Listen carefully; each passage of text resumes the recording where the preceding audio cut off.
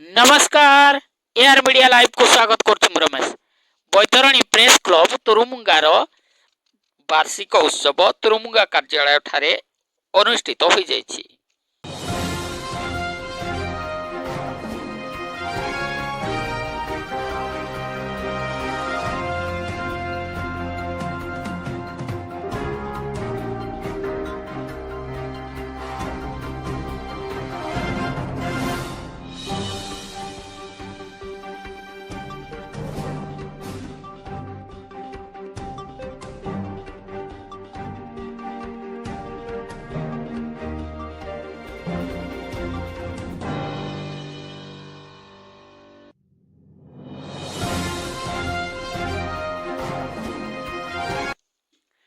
एथिरे press club रो बहुत सांबादिक बंधु मानकर समागम होइतिला।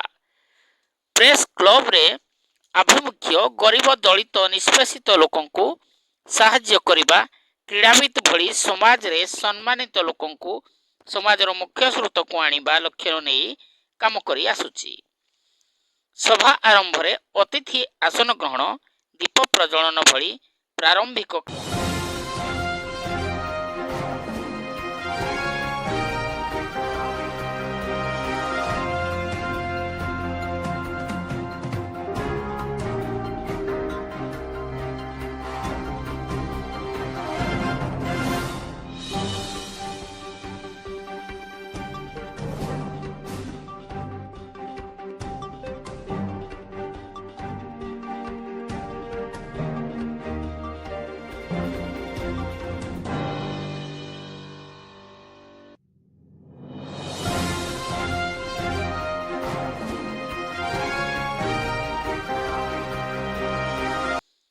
मुख्य अतिथि भाव में विशिष्ट शिल्पपति तथा समाजसेवी प्रताप चंद्र साहू जोग देइथिले।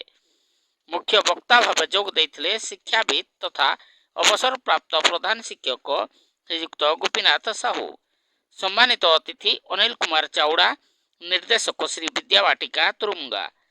डॉक्टर लाल मोहन गिरी, अवसर प्राप्त आयुर्वेदिक डॉक्टर एचएम दुर्योधन साहू, प्रेमा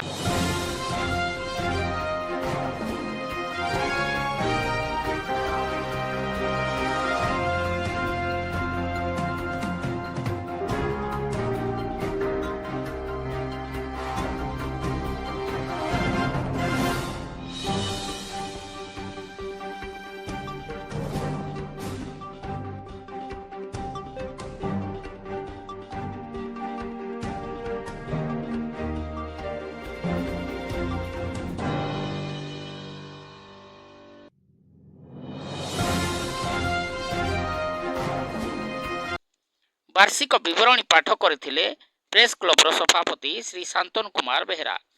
प्रेस क्लब तरफ समर्धना सभा करा जायथिला।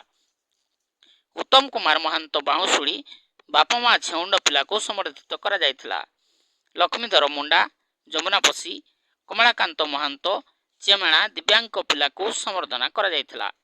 से साइकेल रे केदारनाथ यात्रा करी दीर्घ 2100 किलोमीटर अतिक्रम करी ओडिशा फेरिथिले।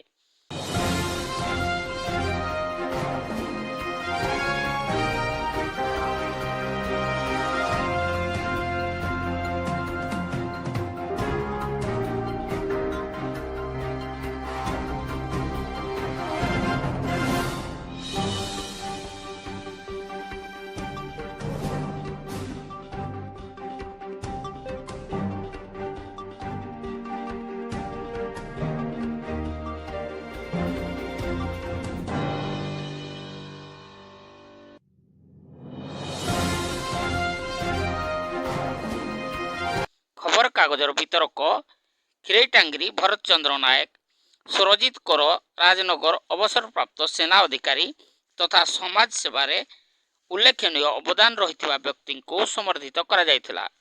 शेष प्रेस क्लब रो वरिष्ठ संवादिक तथा समाज संपादक वासुदेव सिंह धन्यवाद अर्पण करथिले।